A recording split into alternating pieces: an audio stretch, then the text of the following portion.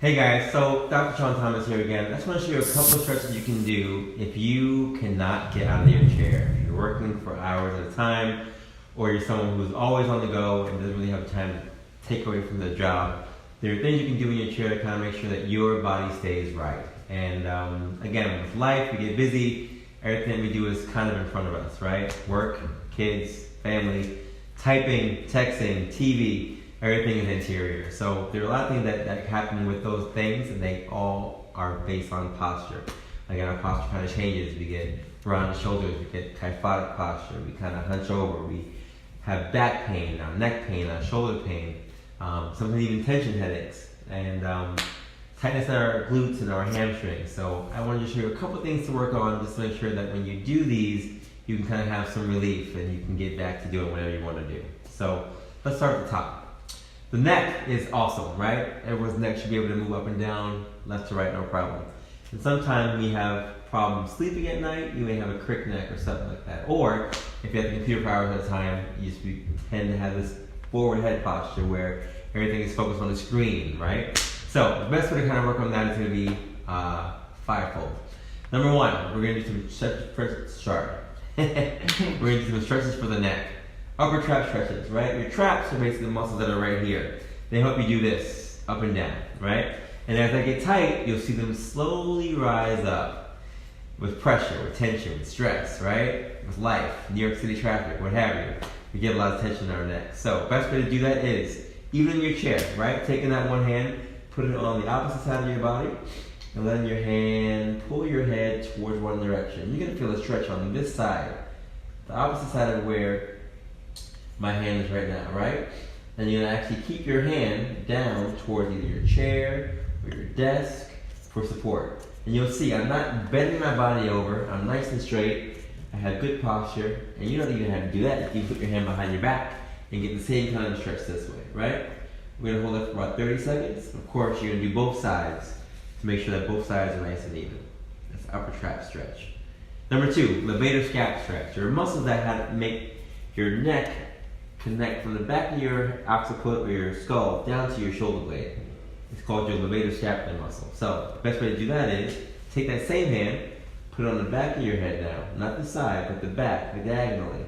You're gonna turn your head over to the one side and bring it down diagonally. You're gonna feel a different kind of a stretch, but it's still stretching out the muscles that deal with tension and deal with stress on the back. Again, you can hold your chair or behind your back and get that same kind of a stretch. Levator scapular stretch, again, 30 seconds. Of course, you're gonna do both sides. Number three, chin tucks. I'm gonna turn this way so you can see me. So chin tucks are awesome because again, with everything that we do here, my posture should be upright. That's why we have good chairs to give us support, right? But sometimes as we go from here at 9 o'clock, this may turn to 12 o'clock, 3 o'clock, and 5 o'clock, you're done, right? So the muscles that we have to work on are gonna be for the neck. Most people have what we call a forward head posture, where the pec muscles are tight and the head comes forward this way, right? This is very, very tight, and this is too far stretched out. So you want to reduce that.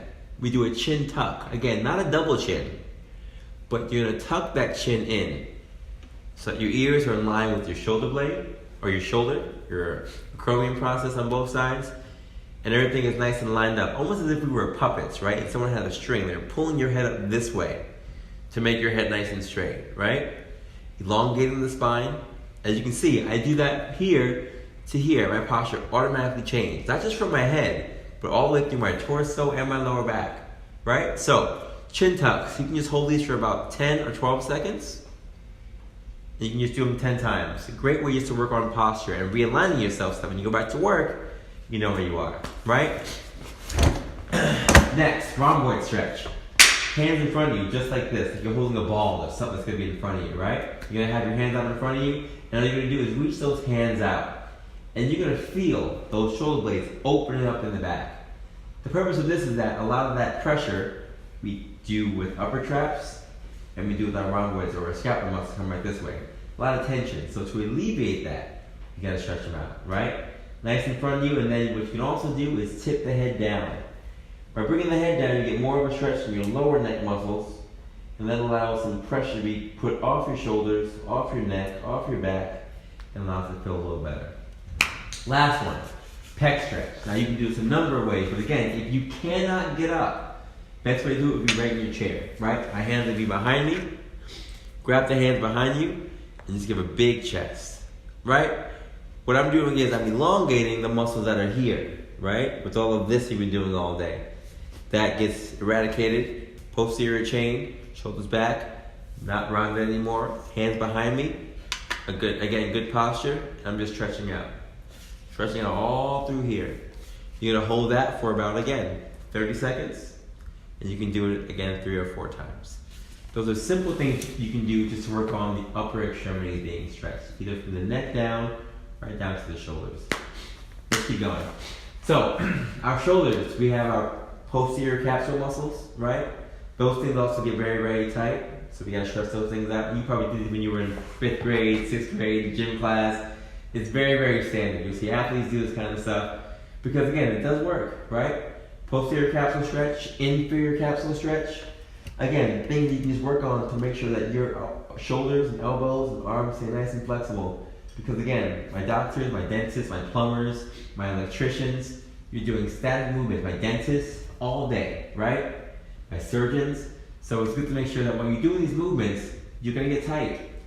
Do a little stretch every now and then, right? I went to a class this past weekend with a runner named Coach Joe. He said every couple miles, stretch out a little bit. You gotta stretch out a little bit because just to get blood flow moving in those things, it's gonna be a great thing to do. So never a bad thing to stretch, especially for these shoulders because they kind of neglected. You work on arms, you work on legs. We don't really work on these certain things, so we have to start working on them, right? Posterior capsule stretch, inferior capsule stretch, right? Let's move on. Rotations, again, going down to the low and mid back, right? You can put one hand on your knee and literally rotate or turn your body towards one side. I'm gonna feel a stretch. If I'm turning to my left, I'm gonna feel a stretch on my right side, right? I'm gonna hold that, again, for about 30 seconds. You're right in your chair. You don't need to go anywhere and even get up. You can do these things to work on low back pain and to work on having better posture, right? And of course, with all things, you gotta do both sides, which is nice and simple, right? I'm not deviating forward. I'm not reaching backwards. I'm right in that same plane. I'm just turning my body. If I turn to the right, I feel stretch on my left side. Again, 30 seconds, left to right. Those glutes, if you sit for a long time, right? You sit for, again, you're talking about 9 to 5. Maybe you get an hour break, and sometimes even your hour break is going to be at your desk having lunch, right? So the best way to work on these glutes is to stretch them out. Knee to chest stretches are awesome. It's a great, easy way just to work on stretching out the glute muscles that are constantly on. And the best way to elongate them is going to be to bring that knee up to your chest as high as you can and just to hold it. So if you have knee problems, you don't want to bend that knee because your knee hurts. You're going to grab under that knee and do the same thing. You bring that knee up and just kind of hold it this way. If you have a hard time grabbing that knee, you can put like a towel or a sheet or a pillow or a jacket or a shirt, something like that, right over that knee. And help that knee to come up this way. Same thing, right? If you can't get your hand around that knee because either it's too heavy or you're not strong enough to do that, put something around it and use that thing to kind of bring your leg up. You know, hold that again for about 30 seconds. Of course, you have to do both sides. The hamstrings, they get very, very tight. Why? Because you've been sitting all day, right? And the muscles that, when they're bent like this, they're shortened. So you have to elongate them. They have to be straight. So you can put your foot on either a chair, like this. If you had 2 chairs, I put a chair out in front of me, right? And you put that chair out in front of you, and literally just have your foot on that other chair and leaning forward. Now again, if I can't touch my toes, right, I would use like a towel or a sheet or a pillowcase or, again, something I can wrap around my foot to kind of make sure I can bring my body closer. What I need is that stretch that's going to go from my butt to the back of my knee all the way to my calf muscle. Once you feel that stretch, then you've got it. And again, you hold that for about 30 seconds. You can do it 4 times. If you can't do any of that, scratch all that. Sit in front of your chair a little bit. Put the towel or sheet or pillowcase down. And lean forward. I'm still getting that stretch right through here. I'm still getting that stretch right through here, right? I'm getting that stretch right through here. Right to the back of the leg. And I put that hand, if I can, on my toe, or I use that towel, and lean forward, and I feel that stretch right through here. Again, 4 times. 4 times, 30 seconds each. Last thing. Piriformis stretch. Most people can't do this. And even me, I'm not the best example of this. Because as you can see, I'm very, very tight in my hips, right? And I always have been. But most people should be able to at least get this leg up. And either to bring it up towards their chest or to push it down this way. It's a great way just to work on stretching those hip muscles that get very, very tight and stiff. Now, if you can't do all this, right, and that's kind of hard for you, you can bring it down here and get the same kind of stretch. My knees are going to be at least as close to my body as it can be, and you're going to hold that stretch. Or you can push out this way if you want to feel that in the glutes and the piriformis muscle. And again, if you bring it in, you'll feel a little stretch also in that same area. These are all things you can do for both sides. Again, 30 seconds each, twice on each side, just to make sure that you're getting the stretch on both sides. And it feels great, I guarantee you. You do all these things, right? It took us like 2 seconds just now, but it'll take you about 5 minutes or so to go from head to toe. But I guarantee you, if you do these things for at least 5 minutes, every hour, every 2 hours, when you get up out of that chair, you're going to feel a little different. It's not going to be as stiff or as painful or as uncomfortable to move. And it's not going to feel like you've been sitting at your desk for hours at a time, although you probably are. It's not going to feel that way. So, these are my tips for you. I hope you take them to heart, and I wish you the best.